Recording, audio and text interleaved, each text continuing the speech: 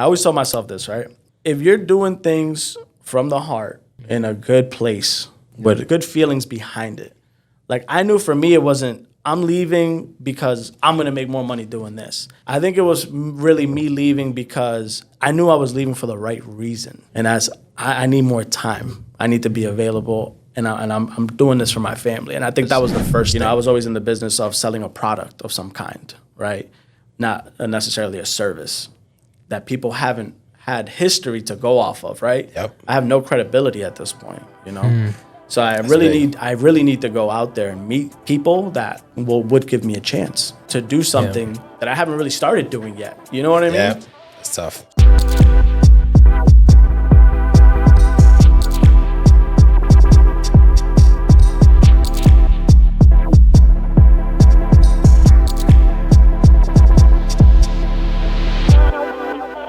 Welcome back to the podcast, One Step Beyond Failure. I'm here joined by Alex, and myself will be today's host. And today we have Eddy Mendez. His story is a fascinating one, very empowering. He left behind the stability of a corporate job to start his own transportation business, serving our local schools. And in just a couple years, he's built something meaningful. Today, we're going to explore why he made the decision to take a risk and bet on himself. And now he's navigating growth and what keeps him grounded, both as a business owner and a leader in our community. Eddy, thank you for being here, and talk to me, brother. How you feeling in this moment? Feel good, man. Feel good. I think I want to thank you guys, man, for just where you guys are at. So I feel like I've been growing with you guys, on my own, but you guys have been doing some amazing things, man. Gene, I know you've been a part of the team for a little while now. Alex doing some amazing things with the rest of the squad. Thankful to be here. Thankful to be in this position. Yes, sir. So it's good stuff. First thing, Alex, you want to join? I want to just say I appreciate you say that we're growing. You feel like we're growing together because that's exactly what it is. I get a lot of people that been with me since I was so young and with the company, and they're like, bro, I feel a part of this, and it's like you are a part of it because without the Eddys in the world, then we don't really grow. We can't even have a podcast if we don't have you. For sure. You know what I'm saying? So I appreciate you saying that. I think I'll say it even from having nothing, right? Like you go and you're being a college student, I think is what I met you when I was in college. Didn't even have a job or part-time jobs, you know what I mean? To now I'm having kids, home ownership and everything else that comes with it. Business owner now, it's been good, man, because I think that's the tough thing, right? It's kind of having someone that can see that from day one, and kind of see how it's progressed. I think is a beautiful thing, man. Having twins, man. Congratulations when you had the twins. Appreciate it. I know how tough that was gonna be because I was just a couple of years from that. So I was really excited for you. Yeah. You got 4 kids, right? 4 kids. Yeah. 4 kids. Amazing. Yeah. Amazing. Keeping me busy, man. Love it. Yeah. Let's dive into it, guys. So the first thing that I'm curious about, that I'm very interested in, is what takes an individual who works so hard to be in a good position at a company, making 6 figures. What makes you say, you know what? I think it's time to bet on myself. How did you make that leap? What were the moments that made you make that decision? Well, it's not an easy one, right? I think we were just talking about it, but I think when you spend, years, right, working for a business, a corporation, it comes with a lot of highs, a lot of lows, right? But I think at the end of the day, most of the people that stay there, they find meaningful moments and times. And I think, for me, it was very kind of sudden. I'm not going to lie to you. It wasn't something that I had planned on doing. It wasn't something that, I said, I'm going to do this on this day at this time, right? I think life kind of hit me, right? I was 10 years in already. Stability was there. I had opportunity to do other things, right? Mm-hmm. What were you doing?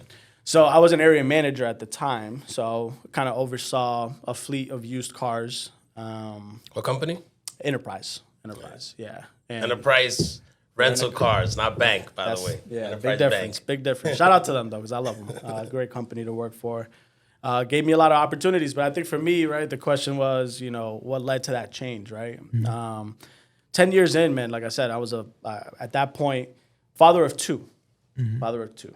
I gave a lot of time to the company, right? I prioritized a lot of things, based on my career and just continuing to grow that. And I think, it allowed me to be a great provider for sure. I think the things I was able to do with my time with them is amazing. From coming to, I'm first generation Dominican, right? My parents didn't even have a house when I started working with them. To first time homeowners, to buying a second house, like. That was stuff that was just like, I'm made, you know what I mean? And that part, like, I'm thankful, I'm grateful for everything. And, leaving that behind, right, was pretty much coming off of how much time I'm giving them, right? Because it's a commitment, right? I didn't get there by just taking my sweet time doing anything, right? I was 100% every day, early mornings, late nights, willing to relocate, to where my commute now is affecting my time, right? And I did that for, 3-4 years at that point, and I did that with the understanding that, I know I could go anywhere and do what I just did, right? I think once you do something long enough, you know what you're about, you know what you're, able to do, able to withstand, and a lot of people can't, they can't tolerate the ups and downs sometimes, and coming in and doing those things. So I think for me it was that, like, I just knew my time. I wanted to give it to something else, and at that point it was my kids, right? My wife had just found out that she was gonna have twins. Wow. So it wasn't initially that I said, yeah, I'm leaving, she's having twins, right? It was more of a progressive thought, that was massively accelerated, right? So your corporate job was taking a lot of your time. Yeah. Commute wise, commitment wise, Yeah. you couldn't just say one day, I'm gonna go and do something with my family or handle something with my family, because you have this commitment. Sure. That's unfortunately the truth. We sometimes have to put priority over our own family. Yeah.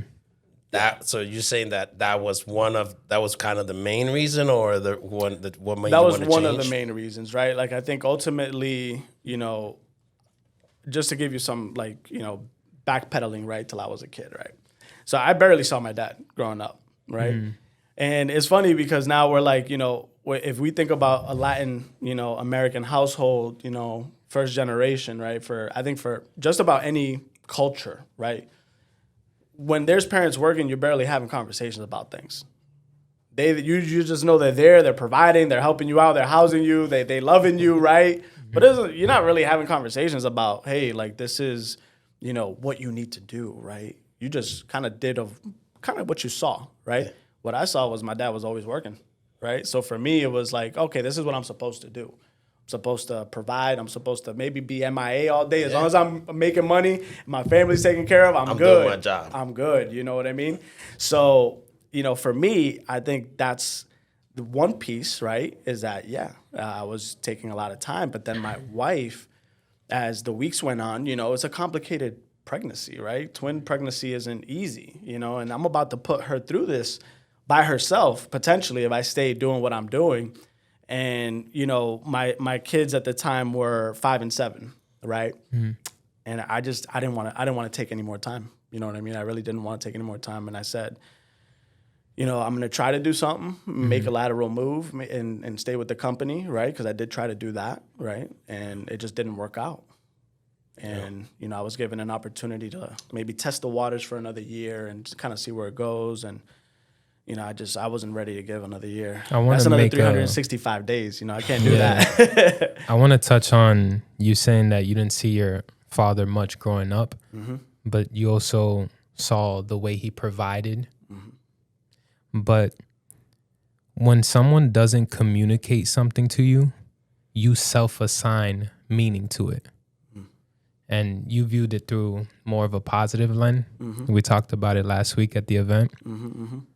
But it's so critical as you want to scale up and grow your business, grow your family. If communication isn't clear, it could be boundaries, it could be the direction where we're going.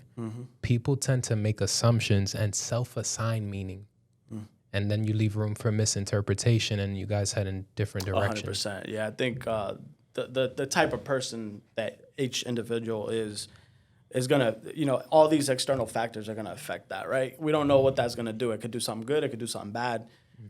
I like to keep it positive. I'm gonna say, hey, it's gonna do something good for you. You know what I mean? But that's just the reality of things. And I think for me,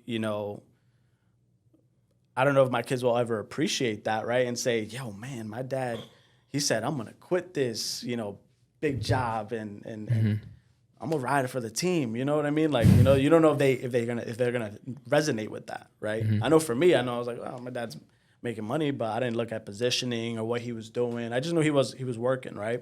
But I think that was the tipping point for me is I had to identify what kind of a parent do I want to be, right? Do I want to be around? Do I want to be the provider and also have time, right? I like that idea better. Yeah.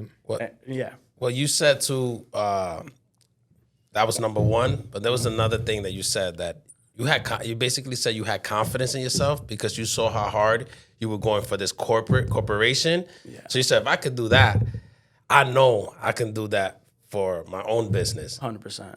And I think what's dope about that was really, really what you have to think about that is a lot of people go into business looking to scale down on work. Mm-hmm. You were like, no. I'm going to continue to go as hard or harder, but I'm going to work smart.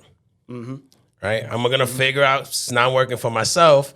There's times now maybe I can work when my kids are in bed, right? Sometimes you got to work at midnight. Yeah. Well, but you're able to control your time. Yes. And that's what you wanted, to control your time. It's not that you were going to go easier. You understood, I'm going to go same or harder. 100%. Yeah, I think you have to be willing to put it all out there, right? So I knew that in making a transition like this, it wasn't going to be something that was going to be easy. That wasn't my expectation. But my expectation is I can pick and choose when I'm applying pressure to getting this done, right? And I think, for what I decided to do, it just worked out, right? It worked out for, my family. It worked out for, summers. It worked out for, holidays and things like that. And, I think that was the thing is you have to be willing to bank on yourself if you're going to take a leap of faith, right? And there's going to be obstacles. I've experienced that already for 10 years in a different setting, but really under the roof of somebody else's, idea, right? Under their vision, which was a great vision, and I think it gave me clarity on how to proceed and handle things as I, wanted to get better and wanted to grow, right? But I think that was, you got to have that, man. You got to have that, like, I'm a bank on me mentality. I'm going to ride through the wave. I'm going to work as hard as I need to till I get the sustainability, right? Yep. And get back to, what I know. And that's, succeed. What would you say your confidence, and that was a good point, Alex. I'm glad we didn't miss that. Where do you feel your confidence comes from? Like, besides watching your father, but the feeling that's inside you, like, is it a certain skill set? Is it something that you have that you show up a certain way? Well, I'll tell you one thing that helps is taking no's, right? I've taken so many no's on just all levels of things, right? From kid to adulthood to jobs to everything else, right? And it's a part of life, right? But I think it's what you try to get out of these things, right? And I think for me, it's always been, what can I learn from that, right? What can I learn from that? And taking knowledge from that, applying it, and then seeing it work out, So I did this thing too. I've done a lot of different sales jobs over the last, 12 years. And I've also done door-to-door knocking, which I think if you're the type of person that wants some character building in your life and you want to go and try to figure something out, you go knock on some doors. For whatever it is, I don't care what you're selling. Go knock on some doors. I'm going to tell you right now, in the summer, you're going to learn a thing or two about yourself, right? And I remember doing that. And I did that for a whole summer, sweating all over Massachusetts, knocking on people's houses and selling windows, siding, and roofing, and whatever. Whatever it was, you just tell me what you want me to say, I'm going to say it. And I think there's a certain amount of character building that comes with that, right? I always had there's a next door mentality. you know, and I'm gonna knock with a new perspective, you know, changed attitude, try this, try that, you know. And then I think when you start winning in some aspects, that helps boost your confidence because you know there's one or two people in the world, right? One person's gonna tell you they can, and one person's gonna tell you they can't, you know. And I'm gonna always tell you I can, right? Yeah. And I think that's the mentality that kind of has to come with it, right? Yep. It's definitely a mindset. Rejection will definitely teach you a lot of things. Yeah. Most of the times that I actually stop to reflect is after taking an L. When I'm winning constantly, I have a winning strategy. You tend to neglect the little things. Here we have systems in place, and if a little bit of time goes since I haven't done that last task, sometimes I'll miss a step, and that step is underappreciated. It's like maybe taking notes after a meeting. But if you don't take the notes, then when you circle back to it, you forget. Yeah. The mindset is critical. Let's talk about early on in your business. What was unexpected? Like, I know you didn't say like you had a plan, but as you started pushing into the business, what came unexpected to you? Before you say that, because that's very important. But brother, first of all, what made you go into school bus or school transportation? The kids, what? Start there, and then we're gonna go into the business. Sure, I want to know the beginning. Yeah, I think we should probably start off, right? Yeah, What like, I'm doing. what made you go from a corporate job to this? What am I doing? What's going on here? Yo. Man, this is going to be a secret the whole podcast. We don't even know who this guy is, what he's doing. Too funny, man. So that's a great question, right? Like, how did the whole thing start? Well, I'll tell you this. I had a good friend that got into this, right? Okay. He threw it out there one day and he says, hey, man, I started doing this, you know, school bus transportation. And I'm like, oh, that's pretty cool, you know? Again, the way I am here with you guys is the same way I am. You give me an idea out there, man, I'm always trying to be like uplifting an idea, not knocking one down. But how often do you hear people starting something like that? Yeah. You don't, right? Interesting. So I'm like, man, that's awesome. He's like, man, you should get into this. Love it. And I was like, okay, you know. But then I'm like, you know, just doing my thing. I'm working. I'm busy, right? Sometimes you get too caught up in what you're doing that you don't take the time to, you know, process really what's going on, right? So, you know, one day I just said, you know what? Yeah, maybe I will. Maybe I will do that.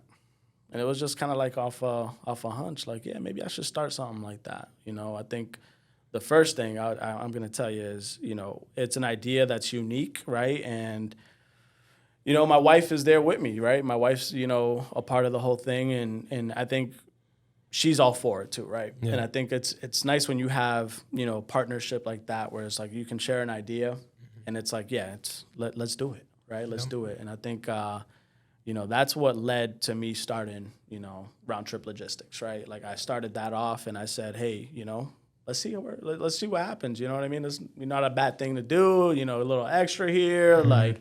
You know, my wife's, you know, very flexible, so she can get involved with whatever we need to do. Like, let's see where it goes. And yeah, one thing leads to another. You know, we start transporting. Yeah, so it came from a friend who gave you an idea. That's Perfect. it. That's dope. That's awesome. You ran with it. I ran and I'm with glad Alex gave us context because Yeah. we're going to be answering, and then the audience will be like, what type of business is this? Exactly. Talk to us now about. This guy's in the mafia. He's in the mafia. Now talk to us like uncertainties, things that came about that were challenges, and then little wins that you had along the way. Yeah, I mean, I'll tell you, man. I think just trying to figure out how to really get business right. I think it's just one of those things where, you know, it's different because at this point I'm providing a service to someone who might not need it, right? Because I don't really know enough about it. And I think this is another good thing to talk about. I think once you have a business idea, it's okay to not know every single aspect of that business idea, right? I think there was a lot of holes in what I was trying to do. It wasn't complete. I didn't have a business plan that was 15 pages long, even though I had been working on those for the last 10 years, right? I did them in school, but it's like here I have an idea, I have a thought process, and I know the biggest thing is I need to get somebody to say yes so I can actually start making money. And what year? What year? Around what year were you having this? Like, I'm starting this business. I'm gonna do this. When did you start this business? This is officially started, we'll say 2023, Okay, right? 2023 officially started. And, that's when revenue was starting to get generated. But before that, yeah. you started this business plan and this research and all of that. Yeah, correct. Right. Yeah, right before that. Yeah. And just kind of putting things together, right? Vehicle type, cost, what am I going to need for it? What is the plan of attack? Because I did have some kind of plan of attack, right? Which was, let me go talk and meet some people, right? Good. And I think that is, kind of back to Gene's question was like, how did, challenges and things like that. And I think that's probably the first piece, right? When you have a business idea is how you're going to generate money, right? Sales. That's the first I challenge. need to get paid. I want to do this. It's not for fun. I'm trying to do something here, right? So I think you go out there and trying to figure out it's a different type of sales, right? Because, I was always in the business of selling a product of some kind, right? Not necessarily a service that people haven't had history to go off of, right? Yep. I have no credibility at this point, So I really need to go out there and meet people that would give me a chance to do something that I haven't really started doing yet. You know what I mean? Yeah, that's tough. So I think that was the biggest snag, I think, at first. Mm-hmm. But, it goes back to, the confidence thing. It's like, how many no's are you going to take before you quit? Yeah, there's this framework that I like to use. It helps simplify the process of being a stranger to the market. You're invisible. Nobody knows your business. Nobody knows you. Mm-hmm. And like you said, you had no credibility. I call it the KLT, know, like, trust. Mm-hmm. At first, our minds decide for others that we're not good enough. Mm. You say, my business can't provide quality service. Who am I to think that I could run a business? So you make the decision for the market, for the schools. And that's one of the saddest things, when you say no before anyone said no to you first. Yeah. Now, if you're invisible, the first thing that you want to do is start to promote.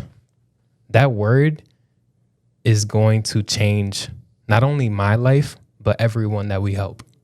Promote. It's marketing at the end of the day. But people don't know who you are and what you do.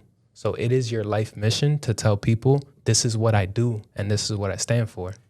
Let people decide if they like you or not. That's the second stage. Mm-hmm. If I say, yo, Eddie, he's a cool guy. I like him. I feel comfortable in his presence. Now, the third thing, this is where we could do business. Deals open up, opportunities open up, and it's trust. How do people trust? If I show up late every single day to the business, people can trust my misbehavior that I'm going to show up late. If I'm around your kids, you guys both have twins, you wouldn't want me around your kids if I was swearing. You could trust that I'm going to misbehave and act out of pocket around your kids. But it's all about consistency. So if you're consistently reliable, like if you could provide results, if you say something and keep your word, people are going to trust your behavior, not you. The key word here is your behavior.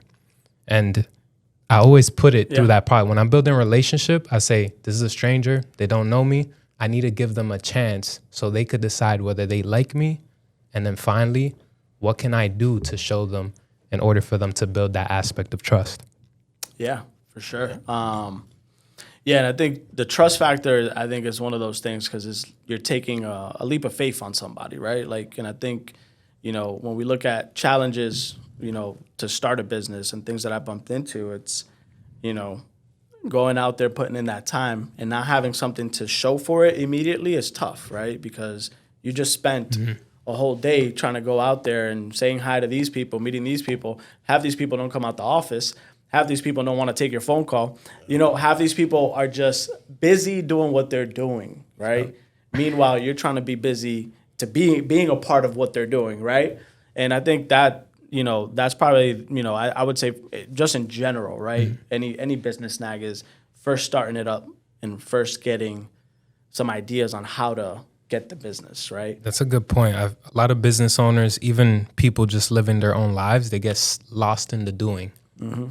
Sometimes you look up and you see the trees just moving. You're like, wow, so much time has passed by, and I'm just going task after task. Yeah, you after can't get lost in that stuff, you know? And we have to be strategic.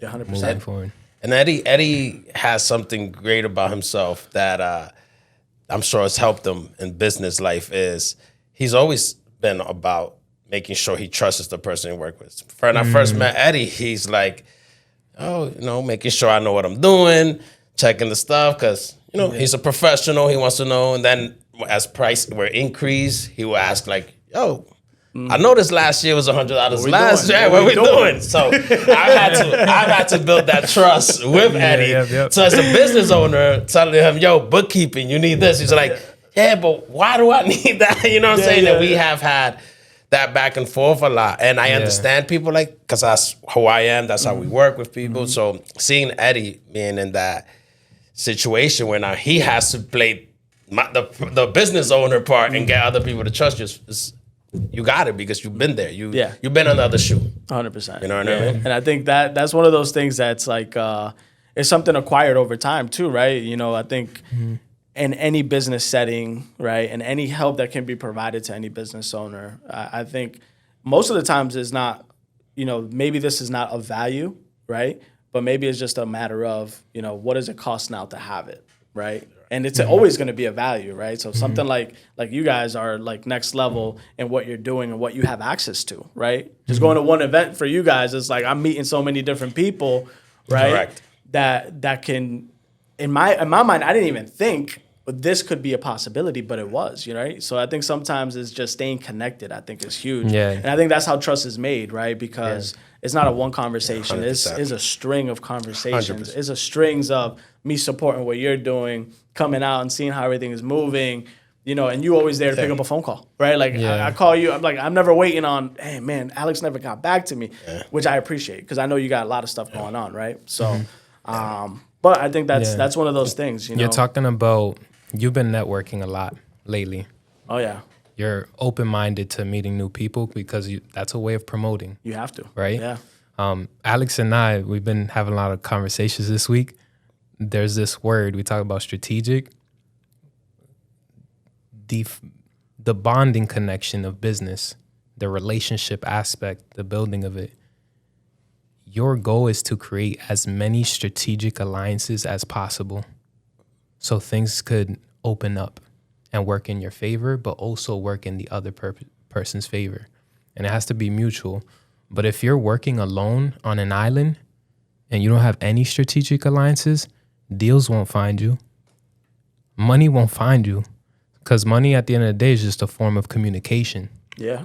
And you have to bond. You have to create those moments. I saw Eddie's business grow so quickly in 2 years that right away I was able to notice something I know for him was going to take years to notice, is that he hit a break point.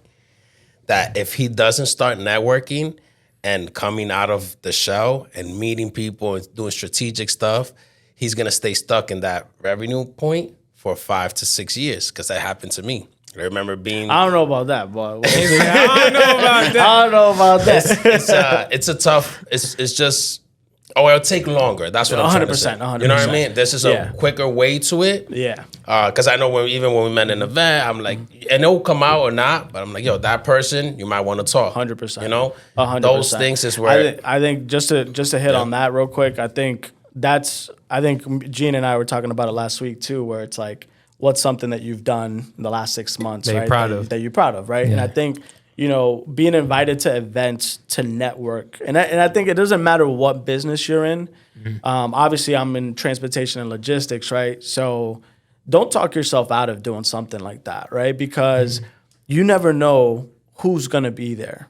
You never know how they can impact your next step. Or maybe not the step that's next, maybe it's 10 steps past that. And I think sometimes we're looking to, especially as a newer business owner, we're looking at how is this gonna, help me now, right? And I think sometimes it's a little blurred. You don't know how these things are going to help you right now. And that's the thing. I think when you start a business, sometimes you want to get that instant gratification of something, right? But I think right now, meeting someone, right, that can help you down the line in some way, shape, or form, I think is value in itself, right? You're strategically planting seeds in people's minds. Seeds, baby. Just this year, Gardening. bro. A lot of the accomplishments and wins that I've had have come through other people. 100%, man. Like the apartment I'm living in, it was like I had this goal of moving out. I shared it with a few people. Immediately, people started working on my behalf. That's beautiful. I didn't even ask. That's beautiful. But I saw people like looking for apartments. Oh, this one's available for rent. And then Alex one day just pulled up and said, yo, look at this. And I was like, yo, this is perfect. Yeah. And then I went ahead and he kind of set everything up for me, picture perfect. Yeah. And I think on that too, it's you spoke about these things, right? And I think that's the thing is that, you know, when you're around people that have like-mindedness, right, and want to do things and, you know, are motivated to do things, you also have people that are motivated to help, right? And I think that's huge. And I think it comes with not being afraid to speak up, right? Like if you have a question or have a thing going on, I think it's good to talk about these things because if you never talked about it, you probably wouldn't. I call that the power of association. If you keep going around and telling people, hey, I'm in logistics, transportation, and you keep sharing it, you're promoting. Anytime you tell anyone, it doesn't matter. 100%. I'm going to, now you made an impression on my brain. And then I go out in the world, I meet new people, and then I think of Eddy because I associated logistics and transportation to your name.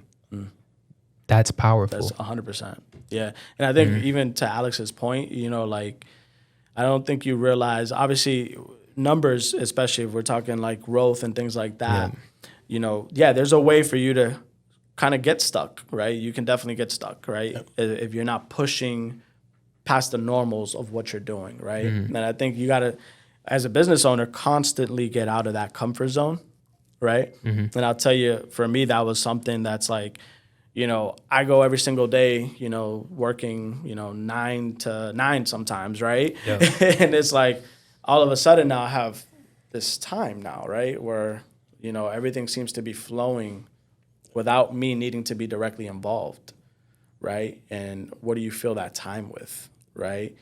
And sometimes you get complacent, right? You get stuck and you just, I don't need to do more than this. But I think, you know, you have to be able to have conversations, you know, to do stuff like that. You know what I mean? Yeah. And businesses, you know, to run a business that's $500,000 won't work if you run it the same way when you're at $1 million.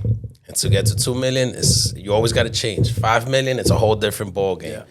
And I think a question that some small business owners should ask themselves: do I really want to be at that 2, 3, 4 million? Because now you know what usually happens. You have less control.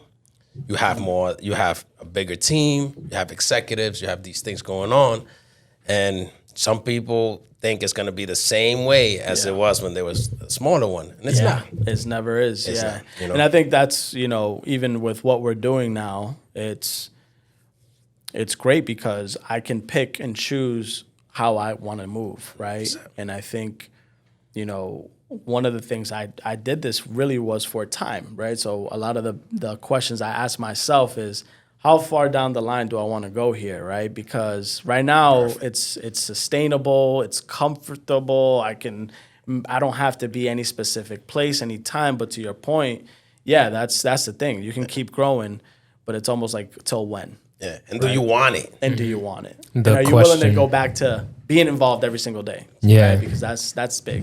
It's once again back to clear communication and setting your objective, having the end goal in mind. Like if I know that I want to retire at 45 years old and I want $5 million at that age, then I'm playing the game, but I know my direction. And when I hit my goal, then I could sit down and reinvent myself. But people just keep on playing, and then they built something that they didn't want to build. Yeah. So it's a scary thing when you end up with something that turned into its own thing. Yeah, for sure. 100%, man. For sure. I know that when Eddy came to me with the idea, you know, I knew first we were going to have to take a loss business because he had to invest. I think he had his savings and money, and he has a couple properties, and that was great. He was able to take that, and not for 1 minute. I remember the first year we took a big loss, and so whoa, like this is crazy. It's like, nah, bro. I know where you're gonna go. I didn't think you were gonna get there that quick. I thought you probably maybe a year later you would be where you're at today. So that's great that you did that on your own. Yeah. I think we even spoke about it. But yeah, man, I'm really, really proud of Eddy, because there's something that I've heard Gene speak to at least 300 people this year. And as he will tell anybody who's a W-2 worker, he's like, listen, right now, I can't give you much information. You can't really grow much from here unless you get a pay raise. He's like, you need to start thinking, how do you get from out of this right here box? He will do a box. And he's like, how do you get from here? From what's the quadrants. But what's the letter from the employee to the B? How do you go owner. from E to B to the business owner? Because this is when you really get to play the game. Yeah. You know, and Gene is not a business owner yet, but for him to have that mentality and teach that to people, and he's the perfect one that went from a employee. He made the switch. He made the switch. Yeah. And now can tell you he's living a better life. We've had conversations. He's like, yo, it's just different. It's just a different game. It's a different animal. It's not less stress. It's not less work, but it's different. It's the And idea. that you might It's want. the idea of ownership, man. Yeah. 100%. There's something beautiful, and it's not just about owning a business, but it's more internal. It's like, when can I own my decisions? When can I own this feeling that I've been feeling? Because for so long, people go through stages in life. You're a child, and someone else is making decisions on your behalf. You make decisions for your children. You're in school. The teachers are making the decisions for you. Your first job, my boss, he makes decisions for me. Yeah. When am I going to be able to dictate where I want to go and make my own decisions? And when you make that leap from being an employee to a business owner, it's a scary one. Yeah, it's a scary one, but I think to that point though, it's when we break down leaping. What is leaping, right? We're taking action, right? Yes. It's an action. It's a move, and I think that's what a lot of people, get stuck not doing. They get stuck in that everything's normal, comfortable here, like I'm okay, And I think depending on the company that you work for, the business that you work for, some places give a great visual of what growth looks like and what success looks like, right? That I think a lot of people don't think outside of that box sometimes, right? So then you have people that just like, man, this box is nice, and this box is paying me well, and I'm able to live my life comfortably, financially, my family's okay. And then you start making decisions that kind of lead you to get stuck in the box, right? A lot of people, I think, once you have kids, it makes it a little tougher, right, to take a leap, right? Because now you're worried about what's going to happen with my family, right? What's going to happen with my kids? What's going to happen with this and that and the mortgage? And what if things don't work out, right? And I'm a firm believer of, again, you got to have a plan, right, an idea to go off of, but you got to be able to take a leap of faith, right, and go, with 100% action. You just, and I think a lot of people don't break it down like that, where you start looking at, how much you're willing to do for someone else, right? You're willing to wake up, 3:00 in the morning. I see people getting up sometimes to go work, and do whatever job they are, and that takes just you getting up at that time, any time of the day, to go work and make money. I mean, that right there in itself, I think is effort. Like I'm not gonna question that person's work ethic. Correct. You know what I mean? The leap of faith. One thing that I'll go back to what you did was you took this leap of faith, but you strategically planned it. Right? You were able to support your family. You made sure you have funds to support your family while you're building this business. If I want to take a leap of faith, I can't do it if I have $100 in my bank account. Very true. I have to sacrifice. If I want to really start a business, I should at least have 6 months of reserve to get me through the business. I can't just leave my job and then want to. So I have to make some changes in my lifestyle, which is really hard for people to do because we're taught to just consume and vacation. Like, nah, I don't want, the business idea is not that crazy. I can't go to Punta Cana this year. Nah, I'm not gonna do it. I'm gonna continue to stay here. Yeah. To make that leap of faith, you have to strategically plan it. 100%. You know, Yeah. and I saw you do that. Yeah, and I think I definitely without that planning, I don't recommend doing this, right? But I think the idea comes from even the plan itself takes that action, right? And I think that's my point behind action. It's like, you got to have a plan in place, and depending on the idea, how much money do you need, right? And I'm gonna tell you guys, man, I'm a big fan of just, again, I recommend everybody taking care of their credit. But credit is a great tool to helping build something that you don't have in your bank account. Yep. And that also helps, keep cash flow that you might have in your bank account.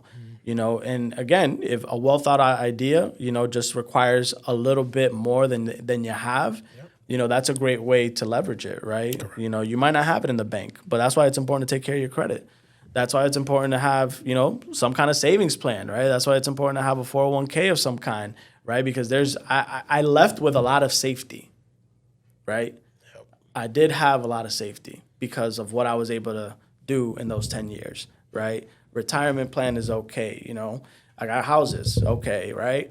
I have money saved, okay, yeah, and I have an idea. You were in at a that position. point, I was in a perfect position to make a leap, Correct. Yeah, I didn't know necessarily what 6, 8, 9 months was going to look like, but I had an idea of what that was going to look like. I had an expectation of what that was going to look like. And I think you got to, whatever the idea is for a business, I think you have to be willing to take the time to strategize that, right? That's a very important point. You got to plan that out a little bit. And I think once you have those details in place, just go for it 100%. Don't let anything talk you out of it. Yeah. Love it. The positioning is critical. Yeah. Because if you're not in a good position of strength, you could find yourself out of business very, very, 100%. very quickly. And I do think luck plays a factor, right? You got to 100%. have good luck, Always and I always say, like, I think for me personally, I always told, this is my convincing point. Obviously, like, my wife's situation was getting a little complicated with the pregnancy and stuff like that. I know it was going to be a rough summer, and I was ready to take a leap of faith. But I always told myself this, right? I'm like, if you're doing things from the heart in a good place, with good feelings behind it. Like, I knew for me, it wasn't, I'm leaving because I'm going to make more money doing this. I think it was really me leaving because I knew I was leaving for the right reason. And I need more time. I need to be available, and I'm doing this for my family. And I think that was the first thing. My heart and my mind was in the right place with that, right? And I think once your actions follow coming from that, I think it just organically starts going well for you, right? And I'm a firm believer in luck. I believe in God. I'm like, God's going to take care of this. Yep. As long as I'm doing what I need to do on my part, it's going to work out. I agree. And I think sometimes you got to look at it like that, right? Touche on that. Yeah, I agree with the same thing. Yeah. I'm interested, as a business owner, you're in for a trip. You're going to learn a lot of skills. Mm-hmm. I'm going to give you 3 areas. Mm-hmm. I want to know which one you consider your top strength. Mm-hmm. And then which one you feel like you're the weakest in. Mm-hmm. The 3 areas is strategy, execution, and cash management. Which one's your strength? Which one's your weakness? All right. Well, I'm gonna go strategy is probably gonna be I'm like in between right now, right? Because I think all these things could be better. Right? All these things could be better, right? I think I'll go down the list and label them top to bottom. Yeah, what I'm gonna do is I'm gonna try to get you guys like an experience that I've had with this, right? Okay. Because I think it kind of goes hand in hand a little bit with the question, and then I'll give you the experiences and see where we can rate those things at. But cash management, cash flow, let's just start there, right? And I think that's one of the things that we don't realize when we're starting a business. How much you're actually gonna need, right?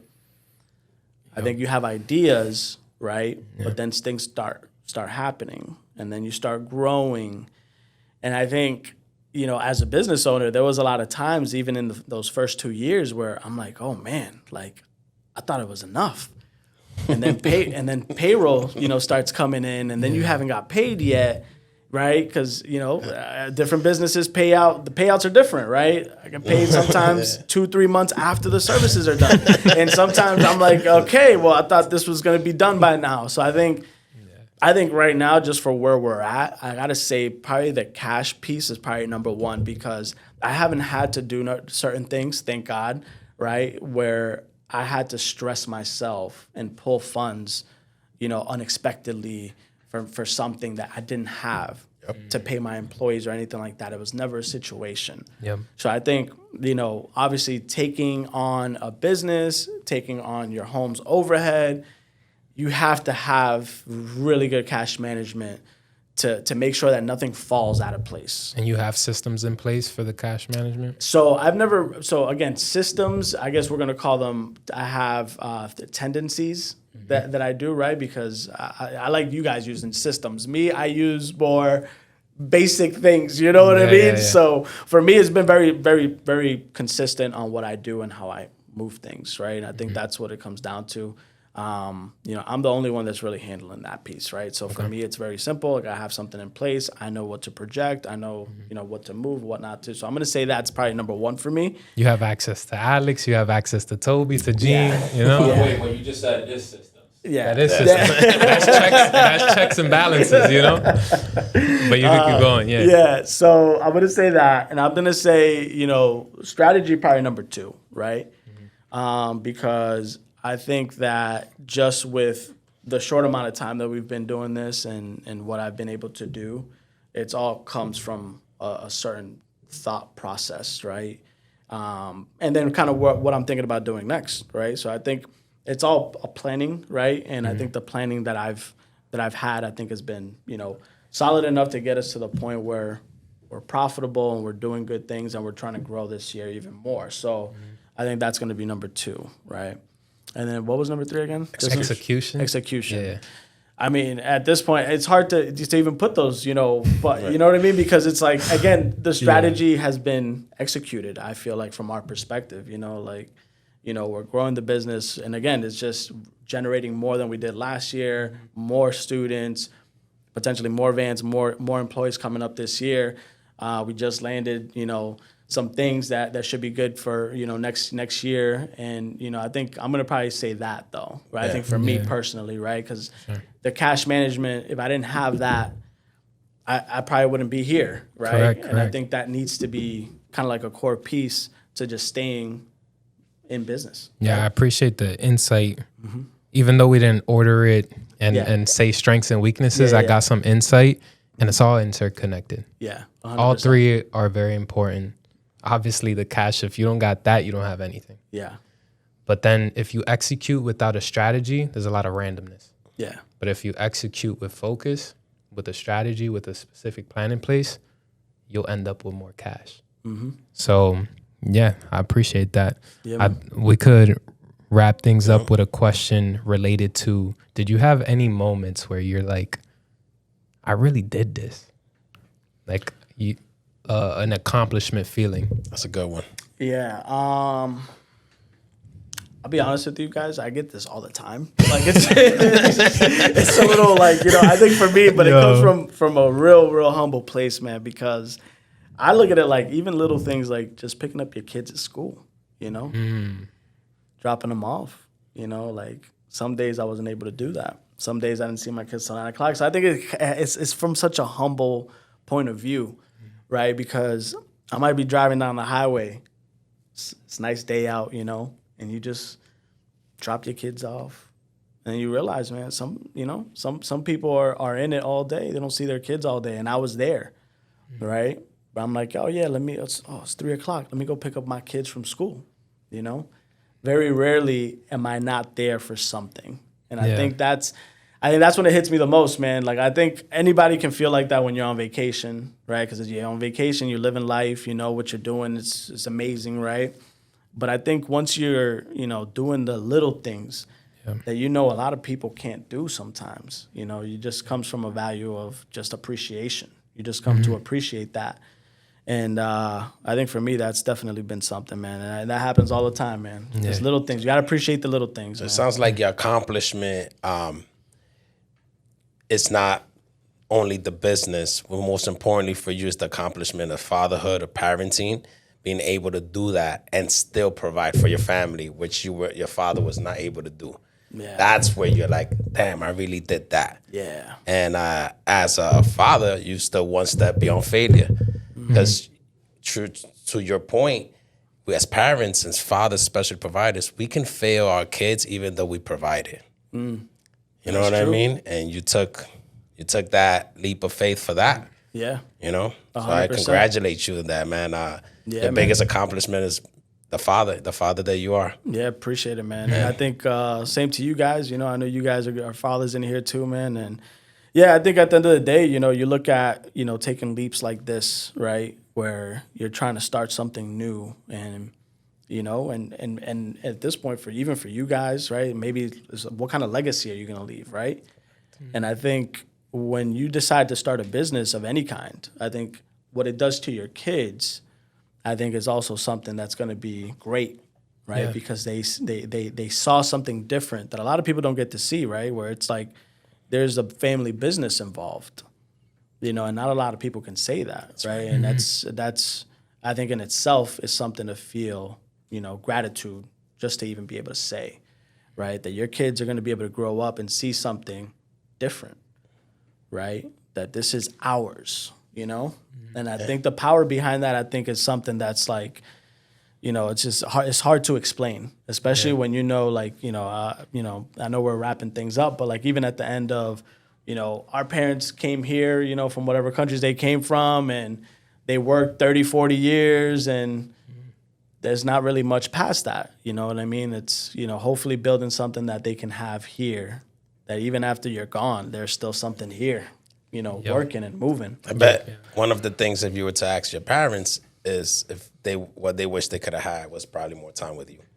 Yeah. You know what I mean? Because like you said, you worked 30, 40 years, and then it's like you look back and it's like, damn, I didn't even have a relationship with my kids. Yeah. And now they're adults, and we have like a bendición ma, bendición pa relationship, but it's like it's just going through the motions. Where's that real relationship? Exactly. About breaking the cycle. Now that we know better, you do better. That's And it. You know, we take it as a positive thing. It's not like I'm going to be upset at my parents. They did their best. They did their 100%. best. It's about figuring out how you can do better for your family and your kids and then the future generations after that. So Absolutely. we're doing something different. It's not 1950s anymore. We can't No. operate the way our parents did. Yeah. It's very different for sure. Yeah, man. Yeah. I I want to appreciate thank you so much. Yeah, man. Close it up, man. Yeah, man. There was another episode of One Step Beyond Failure. We had a special guest today, Eddy Mendez, and I appreciate all the insight, the stories, the lessons that you learn. I feel continue empowered. growing, I feel baby. empowered, bro. That's I'm about to go great. kill right now. Let's do it. Let's do it. I'm sorry if he leaves. I'm sorry if he leaves. All right. That's all right.